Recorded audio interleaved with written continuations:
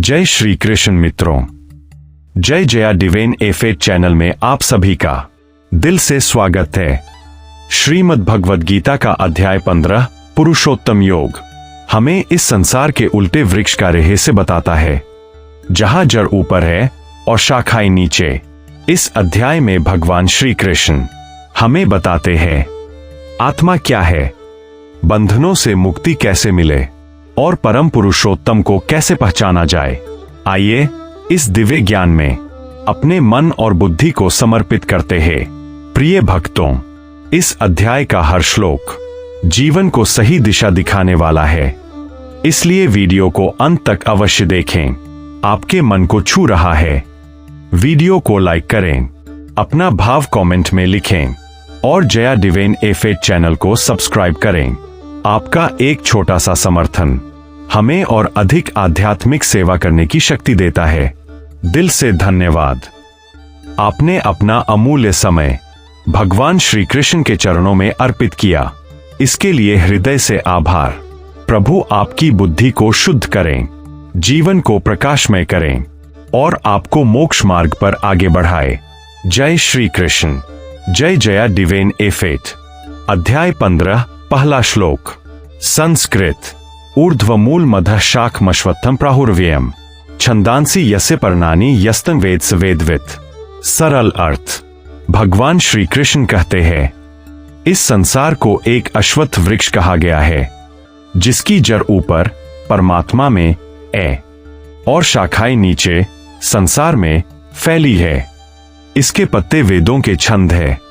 जो इस वृक्ष के रहस्य को जान लेता है वही सच्चा वेदों का ज्ञाता है। भावार्थ हृदय स्पर्शी। यह संसार स्थायी नहीं है। हम जो कुछ देखते हैं, धन, संबंध, शरीर, सब इस उल्टे वृक्ष की शाखाएं है। जो व्यक्ति इस संसार में उलझने के बजाय इसकी जड़ यानी परम पुरुषोत्तम श्री कृष्ण को पहचान लेता है, वही सच्चे अर्थ में ज्ञानी और मुक्त हो जाता है। श्लोक 2 संस्कृत। न रूपम से तथोपलभेते नान्तो न चादिर्न च संप्रतिष्ठा अश्वत्थमेनं सुविरूर्मूलम असंग शस्त्रेन दृढ़ेन छित्वा।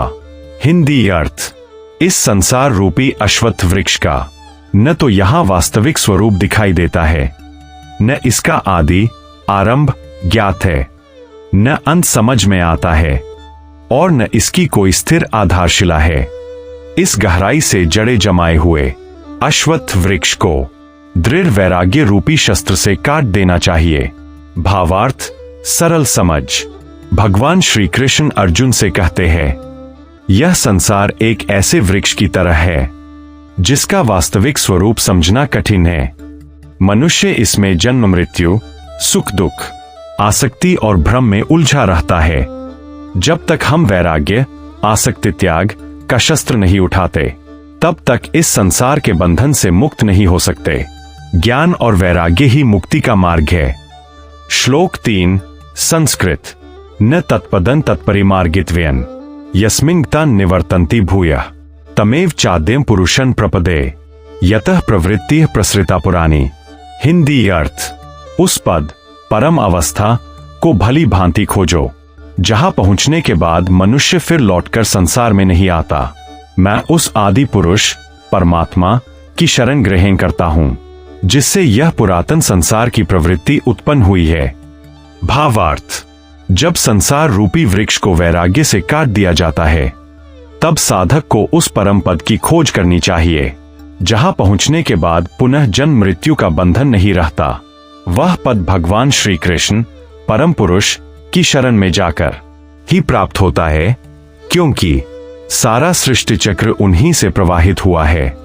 श्लोक 4 संस्कृत।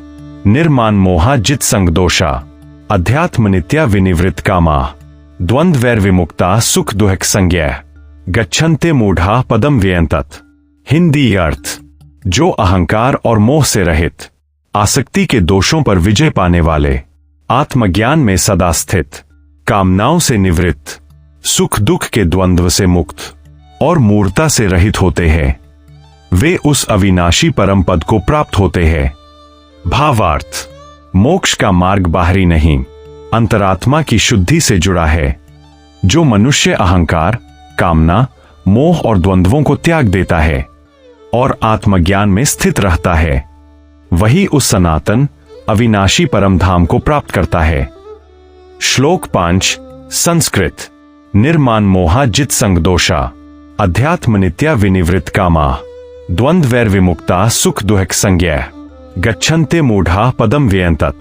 अर्थ, जो अहंकार और मोह से रहित, आसक्ति के दोषों को जीतने वाले, आत्मज्ञान में सदा स्थित, कामनाओं से निवृत्त, सुख दुख के द्वंद्व से मुक्त और अज्ञान से रहित होते हैं, वे उस अविनाशी परम पद को प्राप्त होते हैं। भावार्थ, मोक्ष के योग्य वही होता है जो भीतर से शुद्ध हो जाता है। अहंकार और कामनाओं का त्याग जीव को परमात्मा के निकट ले जाता है। श्लोक 6 संस्कृत। न तद्भास्यते सूर्यो न शशांको न पावकः यद्गत्वान् निवर्तन्ते तद्धाम परममम्। अर्थ, उस परम धाम को न सूर्य प्रकाशित करता है, न चंद्रमा और न अग्नि, जहां जाकर जीव फिर लौटकर नहीं आता, वही मेरा परम धाम है। भावार्थ, परमात्मा का धाम इंद्रियों और प्रकाश से परे है। वह शुद्ध चेतना का लोक है जहां जन्म और मृत्यु नहीं है। श्लोक 7 संस्कृत। ममैवांशो जीवलोके जीव भूत सनातन मनः षष्ठानीन्द्रियाणि प्रकृति स्थानी कर्षति। अर्थ, इस संसार में रहने वाला जीव मेरा ही सनातन अंश है। वह मन सहित 6 इंद्रियों को प्रकृति में स्थित होकर अपने साथ खींचता है। भावार्थ, हर जीव में परमात्मा का अंश है, लेकिन अज्ञानवश वह स्वयं को अलग समझ लेता है और इंद्रियों के अधीन हो जाता है। श्लोक 8 संस्कृत। शरीरं यद्वाप्नोति यच्चाप्युत्क्रामतीश्वरः गृहीत वैतानि संयाति वायुर्गंधा निवास्यात्। अर्थ, जब जीव नया शरीर धारण करता है और जब शरीर को छोड़ता है, तब वह मन और इंद्रियों को वैसे ही साथ ले जाता है जैसे वायु पुष्पों की गंध को ले जाती है। भावार्थ, शरीर नश्वर है, पर जीव के संस्कार जन्म जन्मांतर साथ चलते हैं। श्लोक 9 संस्कृत। श्रोत्रं चक्षुः स्पर्शनं च रसना घ्राणमेव च अधिष्ठाय मनश्चायन विषयानुपसेवते। अर्थ, यह जीव कान, आंख, त्वचा, जीभ, नाक और मन का आश्रय लेकर विषयों का भोग करता है। भावार्थ, इंद्रियों पर नियंत्रण न होने से जीव संसार में बंधता है। श्लोक 10 संस्कृत। उत्क्रामन्तं स्थितं वापि भुञ्जानं वा गुणान्वितं विमूढ़ा नानुपश्यन्ति पश्यन्ति ज्ञानचक्षुषः। अर्थ, अज्ञानी लोग यह नहीं देख पाते कि जीव शरीर छोड़ते समय, शरीर में रहते समय या गुणों के साथ भोग करते समय क्या करता है। इसे केवल ज्ञानचक्षु वाले ही देख पाते हैं। भावार्थ, आत्मज्ञान के बिना जीव परमात्मा का रहस्य समझ में नहीं आता। श्लोक 11 संस्कृत। यतन्तो योगिनश्चैनं पश्यन्त्यात्मन्यवस्थितं यतन्तोप्यकृतात्मानो नैन पश्यन्ते चेतसः। अर्थ, प्रयत्नशील योगी इस आत्मा को अपने भीतर स्थित देखते हैं, परंतु अशुद्ध और अज्ञानी लोग प्रयत्न करने पर भी इसे नहीं देख पाते। भावार्थ, परमात्मा हर जीव के भीतर है, लेकिन उसे वही देख सकता है जिसका अंतःकरण शुद्ध है। 12 संस्कृत। यदादित्यग्तं तेजो जगद भास्यतेऽखिलम् यच्चन्द्रमसि यच्चाग्नौ तत्तेजो विद्धि मामकम्। हिंदी अर्थ, जो तेज सूर्य में स्थित होकर संपूर्ण जगत को प्रकाशित करता है, जो तेज चंद्रमा में और जो अग्नि में है, वह सब मेरा ही तेज जानो। भावार्थ, सूर्य, चंद्र और अग्नि का प्रकाश अलग अलग नहीं है, वह एक ही परमात्मा का दिव्य तेज है जो संपूर्ण सृष्टि में व्याप्त है। श्लोक 13 संस्कृत। गामाविश्य च भूतानि धार्या मेहमोजसा पुष्णामि चौषधीय सर्वा सोम भूत्वा रसात्मका। हिंदी अर्थ, मैं पृथ्वी में प्रवेश कर अपने बल से समस्त प्राणियों को धारण करता हूं। मैं चंद्रमा बनकर सभी औषधियों वनस्पतियों को रस प्रदान करता हूं। भावार्थ, जीवन की स्थिरता और पोषण परमात्मा की शक्ति से ही है। हर अन्न का रस ईश्वर की कृपा का रूप है। श्लोक 14 संस्कृत। अह वैश्वानरो भूत्वा प्राणिना देहमाश्रितः प्राणापान समायुक्तः पचाम्यन्नम चतुर्विधम। हिंदी अर्थ, मैं ही वैश्वानर अग्नि बनकर प्राणियों के शरीर में स्थित हूं। प्राण और अपान वायु के संयोग से मैं 4 प्रकार के अन्न को पचाता हूं। भावार्थ, भोजन का पचना भी केवल शरीर की क्रिया नहीं, ईश्वर की अंतःस्थित शक्ति है। श्लोक 15 संस्कृत। सर्वस्य चाहं हृदि सन्निविष्टो मत्तः स्मृतिर्ज्ञानम पोहनम च वेदैश्च सर्वैर्मे वेद्यो वेदांत कृद वेद विदेव चाहम। हिंदी अर्थ, मैं ही सबके हृदय में स्थित हूं। मुझसे ही स्मृति, ज्ञान और विस्मृति उत्पन्न होती है। सभी वेदों द्वारा मैं ही जानने योग्य हूं। मैं वेदांत का कर्ता और वेदों को जानने वाला हूं। भावार्थ, परमात्मा बाहर ही नहीं, हमारे हृदय के भीतर भी स्थित है। ज्ञान हो या विस्मरण, सब उसकी लीला है। संपूर्ण शास्त्रों का लक्ष्य उसी परम सत्य को जानना है। संस्कृत। द्वाविमो पुरुषो लोके क्षरश्चाक्षर एवच क्षरः सर्वाणि भूतानि कूटस्थोक्षर उच्यते। हिंदी अर्थ, इस संसार में 2 प्रकार के पुरुष है, क्षर और अक्षर। क्षर वे है जो सभी नश्वर प्राणी है और जो परिवर्तन से रहित स्थिर आत्मा है, वह अक्षर कहलाती है। भावार्थ, जो जन्म लेता है और नष्ट होता है वह क्षर है। देहभाव, जो साक्षी रूप में स्थित अविनाशी आत्मा है, वह अक्षर है।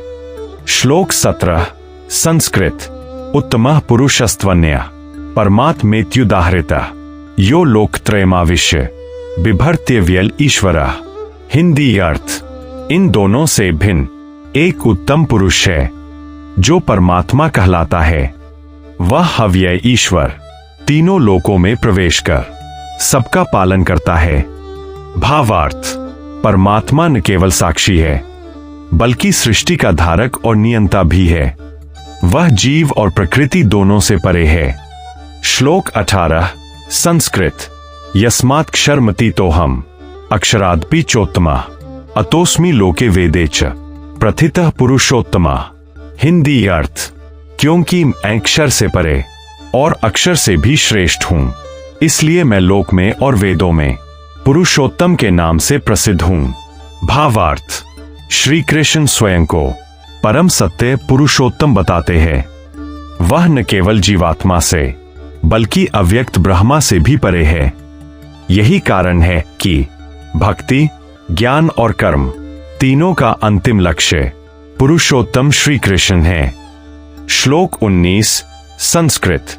यो मामेवं सम्मूढ़ो जानाति पुरुषोत्तमम् स सर्वविद भजति मां सर्वभावेन भारत।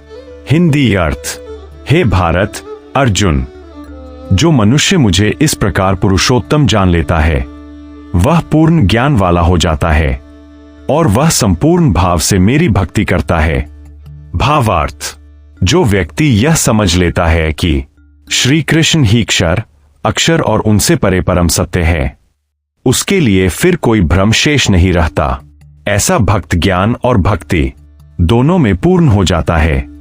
श्लोक 20 संस्कृत। इति गुह्यत्मन शास्त्रमिद मुक्तम मयानघ एतद् बुद्ध्वा बुद्धिमान स्यात् कृत कृत्यश्च भारत। हिंदी अर्थ, हे निष्पाप अर्जुन, यह अत्यंत गोपनीय शास्त्र मैंने तुमसे कहा है। इसे जानकर मनुष्य बुद्धिमान हो जाता है और उसका जीवन सफल हो जाता है। भावार्थ, मोक्ष संदेश। भगवद गीता का यह अध्याय सीधे मोक्ष का मार्ग दिखाता है। संसार क्षणभंगुर है, जीव परमात्मा का अंश है और पुरुषोत्तम श्री कृष्ण ही अंतिम सत्य है। जो इस सत्य को जानकर पूर्ण समर्पण से भक्ति करता है वह जन्म मृत्यु के बंधन से मुक्त हो जाता है। यही मोक्ष है। प्रिय भक्तों, आज हमने पुरुषोत्तम योग का दिव्य ज्ञान सुना। श्री कृष्ण ने बताया, संसार एक उल्टे वृक्ष के समान है जिसे वैराग्य और ज्ञान से काटना पड़ता है।